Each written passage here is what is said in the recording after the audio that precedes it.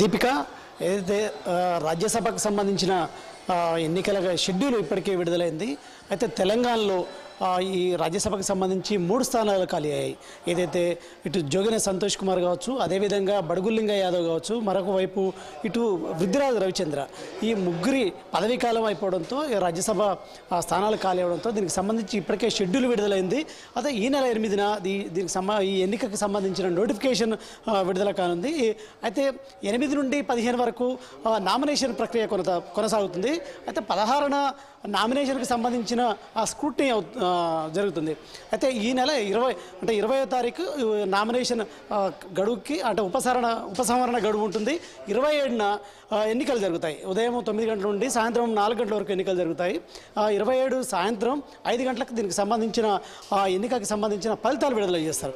అయితే తెలంగాణలో 3 స్థానాలకు సంబంధించి ఏదైతే ఇప్పటికే అసెంబ్లీలో 119 స్థానాలు ఉండగా కాంగ్రెస్ ఇప్పటికీ 64 స్థానాలు, అదేవిధంగా ఇటు మిత్రపక్షమైన సిపిఐతో కలిపి 65 స్థానాలు ఉన్న పరిస్థితి ఉంది. అయితే బీఆర్ఎస్కి సంబంధించి 39 ఎమ్మెల్యేలు ఉన్న నేపథ్యంలో సంఖ్యాబలం పరంగా ఏదైతే కాంగ్రెస్ పార్టీకి సంబంధించి 2 రాజ్యసభ స్థానాలు దక్కే అవకాశం ఉంది. మరోవైపు ఇటు సంఖ్యాబలం పరంగా బీఆర్ఎస్ పార్టీకి ఒకే రాజ్యసభ దక్కే అవకాశం ఉంది. కానీ కాంగ్రెస్ పార్టీ మాత్రం ధీమాగా 3 రాజ్యసభ స్థానాలు తమకే వస్తాయంటూ కూడా ధీమా వ్యక్తం చేస్తున్న పరిస్థితి. మరొక వైపు వీటికి సంబంధించి ఇప్పటికే కాంగ్రెస్ పార్టీ ధీమా వ్యక్తం చేస్తుందని చెప్పొచ్చు. ప్రధానంగా ఈ 3 రాజ్యసభ స్థానాలకు సంబంధించి ఇప్పటికే అభ్యర్థులకు సంబంధించిన కాంగ్రెస్ పార్టీ కసరత్తు చేసింది. అదేవిధంగా అధిష్టానానికి కూడా పంపించిన నేపథ్యం ఉంది. అధిష్టానం నుండి ఈ సభ్యులకు సంబంధించిన ఏదైతే అంటే చివరి అభ్యర్థులకు సంబంధించి అయితే త్వరలో తేలుస్తుంది. అయితే మొత్తంగా చూసినట్టయితే తెలంగాణలో కాంగ్రెస్ పార్టీకి సంబంధించిన ఈ రాజ్యసభ స్థానాలు కావచ్చు, ప్రధానంగా పోటీ పడుతున్న అభ్యర్థులు కావచ్చు, మరొక వైపు ఇటు బీఆర్ఎస్కి సంబంధించిన ఏదైతే క్రాస్ ఓటింగ్ కూడా ఇటు తమకు అనుకూలిస్తుందని కూడా ఇప్పటికే కాంగ్రెస్ పార్టీ భావిస్తుంది. ప్రధానంగా ఇప్పటికే ముఖ్యమంత్రి రేవంత్ రెడ్డికి బీఆర్ఎస్కి సంబంధించిన 5 ఎమ్మెల్యేలు, ఇటు మెదక్కి సంబంధించిన 4 ఎమ్మెల్యేలు కావచ్చు, ఇటు పటాన్చెరుకు సంబంధించిన ప్రకాష్ గౌడ్ కావచ్చు, 5 ఎమ్మెల్యేలు ఇప్పుడు రేవంత్ రెడ్డిని మర్యాదపూర్వకంగా కలిసినప్పటికీ కూడా త్వరలో పార్టీలో చేరుతున్నట్టు కూడా ప్రచారం జరుగుతుంది. మరోవైపు కాంగ్రెస్ నాయకులు కావచ్చు, అదేవిధంగా కోమటిరెడ్డి వెంకటరెడ్డి కావచ్చు, మరికొంతమంది నాయకులు కావచ్చు, మెజార్టీ ఎమ్మెల్యేలు అంటే 26 మంది తమకు టచ్లో ఉన్నారు, త్వరలో కాంగ్రెస్ వైపు వస్తారంటూ కూడా ప్రచారం జరుగుతున్న నేపథ్యంలో ఇటు బీఆర్ఎస్లో కూడా ఆందోళన నెలకొంది.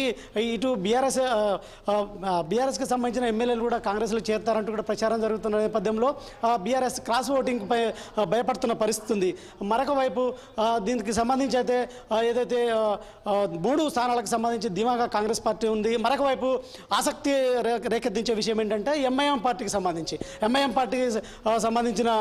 ఏదైతే అక్బరుద్దీన్ లండన్లో, అదేవిధంగా దావోస్ పర్యటనలో రేవంత్ రెడ్డితో ఉన్న నేపథ్యంలో దాదాపు అంటే కాంగ్రెస్ గవర్నమెంట్ ఏర్పాటు అయ్యాక రేవంత్ రెడ్డిని మర్యాదపూర్వకంగా కలిశారు. అదేవిధంగా కాంగ్రెస్ ప్రభుత్వానికి ఎంఐఎం పార్టీ సహకరిస్తుంది. అభివృద్ధి కోసం కాంగ్రెస్ పార్టీకి మేము మద్దతు కూడా సాధిస్తామంటూ కూడా ఇటు ఎంఐఎం అధినేత చెప్పిన పరిస్థితి.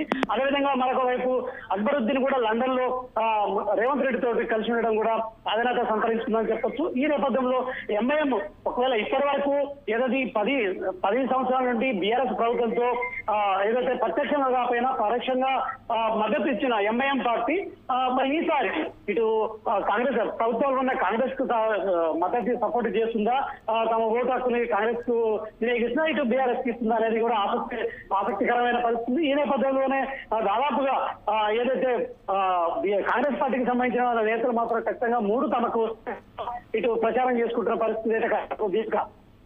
Thank you Srinivas.